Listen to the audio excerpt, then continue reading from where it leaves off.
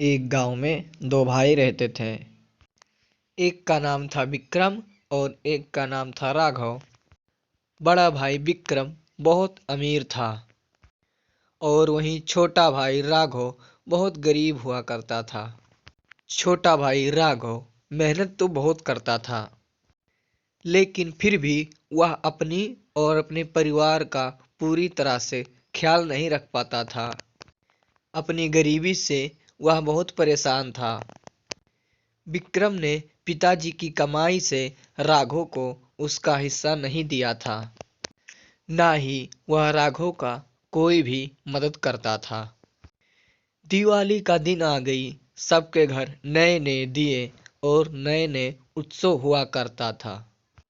विक्रम के घर विक्रम के बच्चे नए नए पटाखे फोड़ते थे और विक्रम नए नए मिठाइयाँ लाया करता था। वहीं राघव के घर त्योहार क्या, उसके पास खाने पीने के लिए कोई पैसे भी नहीं थे। वह मदद की अपेक्षा से अपने बड़े भाई के घर पहुंचा। सुनो भैया, मेरे पास अब कोई काम का ठिकाना नहीं है। मैं रोज बाहर निकलता हूँ तो कोई काम हमें नहीं मिलती है। घर पे राधा और मेरे बच्चे बहुत भूखे बैठे हैं। मेरी कुछ मदद करो। मेरे पास पैसे आते ही मैं तुम्हारी कर्ज उतार दूंगा भैया। राघव, मैंने बड़ी मेहनत से ये पैसे कमाया है। आजकल बहुत खर्चे भी बढ़ गए हैं। तुम्हें बहुत कड़ी मेहनत करनी पड़ेगी। मैं तुम्हारी कोई सहायता नहीं कर सकता। अब तुम जाओ यहाँ से। सुनो भैया, पिताजी की जो दिया हुआ हिस्सा है वही मेरा लौटा दो। आज तक हमने आपसे कभी भी नहीं मांगा है, लेकिन आज मेरे बुरे दिन चल रहे हैं, इसलिए मैं अपनी हिस्सा मांग रहा हूँ। तुम्हारी इतनी हिम्मत कि तुम मुझसे हिस्सा मांग रहे हो? अभी यहाँ से दफा हो जाओ, नहीं तो मुझसे बुरा कोई नहीं होगा। राघव को अपने भाई के बर्ताव से बहुत बुरा लगा। वह काम की खोज के लिए जंगल में चल पड़ा। कुछ देर चलते चलते उसे एक बूढ़ी दिखाई दी। बूढ़ी के पास कुछ लकड़ियाँ थी। राघव ने सोचा, अगर मैं इसकी कुछ मदद कर देता हूँ तो मुझे कुछ रुपया मिल सकता है।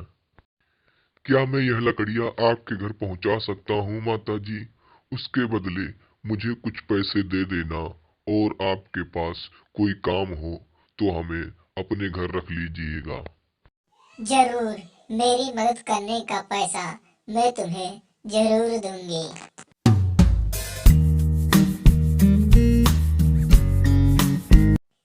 लेकिन तुम इतने दुखी क्यों लग रहे हो? घर पर बीवी बच्चे बहुत दुखी हैं। खाने के लिए कोई अनाज भी नहीं है हमारे पास। कहीं भी काम नहीं मिल रहा है। ये लो, केसर की मिठाई। कुछ आगे चलते ही चार घने पेड़ दिखाई देंगे। उसके पीछे एक छोटी सी गुफा है। उस गुफा में तीन बौने रहते हैं और उन्हें ये मिठाई बहुत पसंद है। जैसे ही ये मिठाई देखेंगे, ये मिठाई तुमसे वो मांगेंगे। तुम इस मिठाई के बदले उनसे एक चक्की मांग लेना। चक्की के आते ही तुम्हारे दिन बदल जाएंगे। राघव ने बूढ़ी औरत की मदद की और वो मिठाई जंगल में लेकर चलने लगा। कुछ देर चलने के बाद चार उसे पेड़ दिखाई दिए। उनके पास जाते ही राघव को एक गुफा दिखाई दी। गुफा का दरवाजा बहुत ही छोटा था। वह गुफा के अंदर गया। जैसे ही वह अंदर गया, उसे तीन छोटे बावने दिखाई दिए। राघव के हाथ में तीन बावने केसर की मिठाई देखते ही राघव से मांगने लगे। हमें ये मिठाई चाहिए। क्या तुम हमें ये दे सकते हो? ये मिठाई तो हमारे लिए यहीं रख दो। ठीक है, मैं ये मिठाई आपको देने के लिए तैयार हूँ, लेकिन एक हमारी शर्त है। लेकिन इसके बदले आप लोग हमें वो चक्की दे दो। ठीक है, पहले वो मिठाई दो, फिर चक्की ले जाओ। लेकिन सुनो, ये कोई मामूली चक्की नहीं है, ये एक जादुई चक्की है। लेकिन तुम जो इससे मांगोगे वो तुम्हें मिल जाएगा। जैसे ही तुम्हारी इच्छा पूरी हो जाए, तुम इस चक्की के ऊपर एक लाल कपड़ा डाल देना और इससे ही चक्की रुक जाएगी। शुक्रिया, मैं इस बात को जरूर याद रखूंगा। राघव बहुत खुश हुआ और वह चक्की लेकर घर की ओर जाने लगा। और वह घर की ओर पहुंच गया। देखा घर पर बीवी और बच्चे बहुत भूखे थे। राघव ने उन्हें सारी घटना बताई। राघव ने एक चादर रखा और उसके ऊपर चक्की रख दी। चक्की चक्की चावल निकाल, चक्की चक्की सब्जी निकाल, चक्की चक्की दाल निकाल, चक्की चक्की मिठाई निकाल। जरूरत के सामान पूरी हो जाने पर वह कपड़ा से ढक देता है।